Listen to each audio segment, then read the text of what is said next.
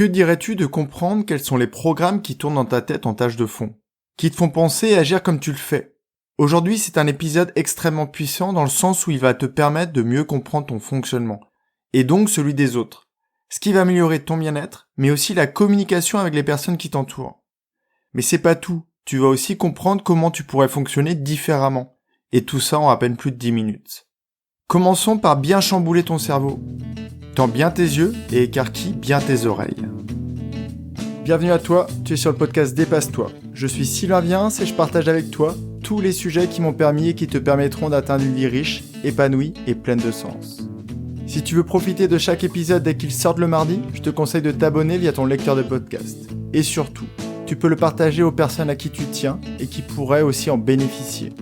Et pour aller encore plus loin avec moi, tu peux te rendre sur mon site sylvainviens.com et t'inscrire à la newsletter. Aujourd'hui, c'est le commentaire de Lille345KK que j'ai choisi, intitulé « Continuer ».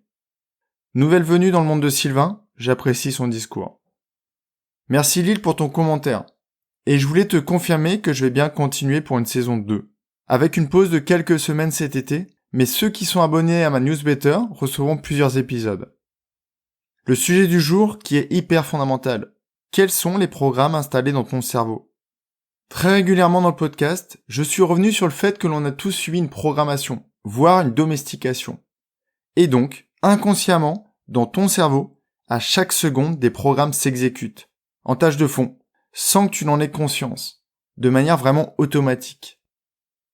Ce qui fait que tu n'as pas le comportement de ton meilleur ami, qui n'a pas les mêmes programmes. Ce qui fait aussi que tu ne réagis pas comme ta conjointe ou ton conjoint, programmé aussi différemment. Mais aussi souvent, ce qui fait que tu peux rencontrer des incompréhensions ou des conflits avec les personnes de ton entourage, car tu ne comprends pas comment elles fonctionnent. Le problème de ces programmes est donc que tu n'en as pas conscience, ou pas complètement, et donc tu les appliques sans vraiment les connaître. Et à force de les appliquer, tu penses même que c'est ton identité profonde. Ça fait le lien avec l'épisode 44, que je te conseille vraiment d'écouter si ce n'est pas déjà fait. Dans ce dernier, je t'aide à retirer toutes les étiquettes que l'on t'a collées sur la peau. Tu es comme si, tu réagis tout le temps comme ça. Aujourd'hui, je voulais te parler de la manière dont tu perçois la vie, la manière dont tu te focalises sur ce qui t'entoure. Et donc forcément, c'est ce qui conditionne ton évaluation du monde, et donc les actions qui en découlent. Donc je vais te parler de plusieurs comportements en te proposant à chaque fois plusieurs modes différents, plusieurs programmes différents. Dans certains, tu devrais te reconnaître. Mais tu vas aussi mieux comprendre pourquoi certaines personnes de ton entourage t'agacent ou pourquoi tu ne comprends pas leur fonctionnement. Et bien sûr, tu vas aussi comprendre pourquoi tu es attiré par des personnes qui fonctionnent comme toi. Le fait de comprendre comment tu fonctionnes, et donc la compréhension des autres mondes, vont te permettre de choisir si tu veux en changer. Plus tu es flexible dans cette utilisation des programmes, plus les options qui s'offrent à toi sont nombreuses, et donc plus ta vie est riche et pleine de sens.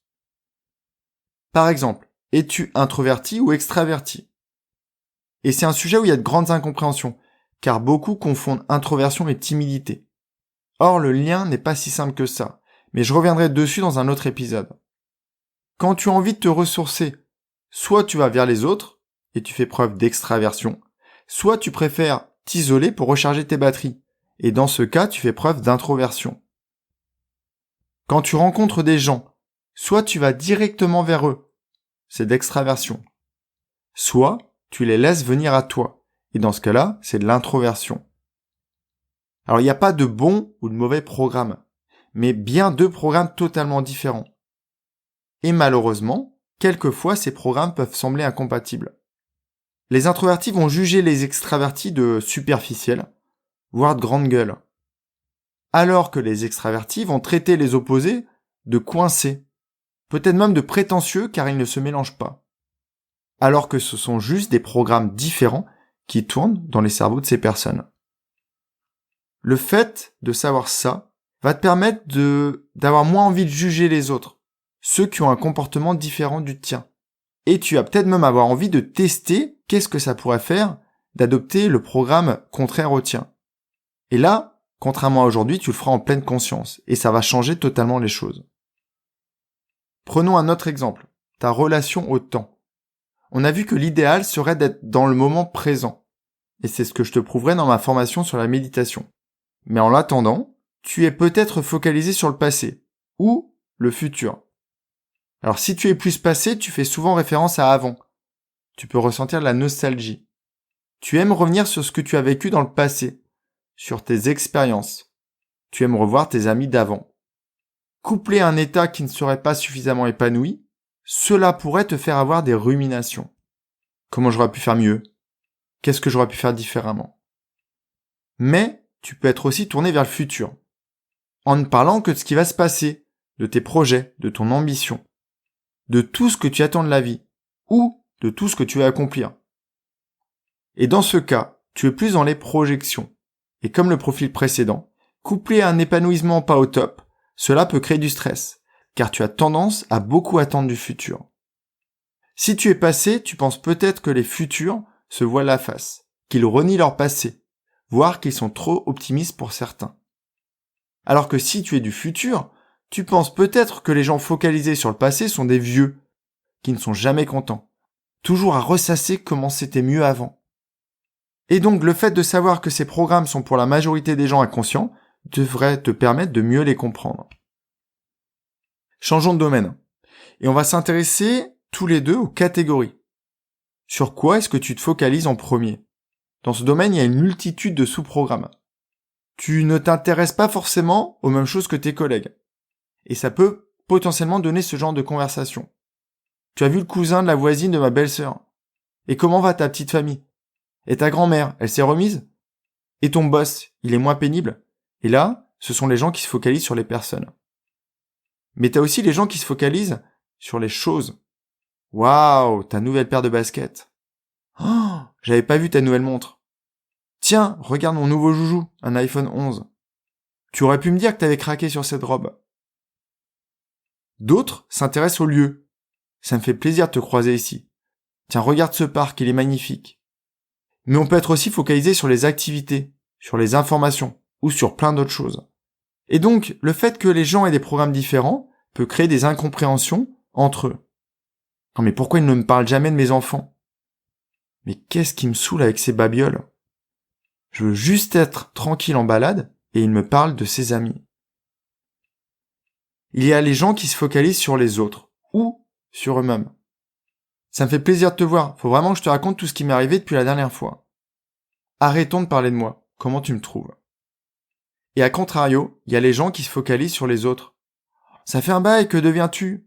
Je veux tout savoir sur tes enfants, tes projets. Et ce décalage, le fait de ne pas utiliser les mêmes programmes, peut encore avoir des conséquences sur les relations. C'est génial de m'écouter et de comprendre la théorie, mais je vais te proposer de passer un peu à la pratique. Voici ce que je te propose. Choisis parmi ton entourage plusieurs personnes. Certaines que tu apprécies et d'autres un peu moins.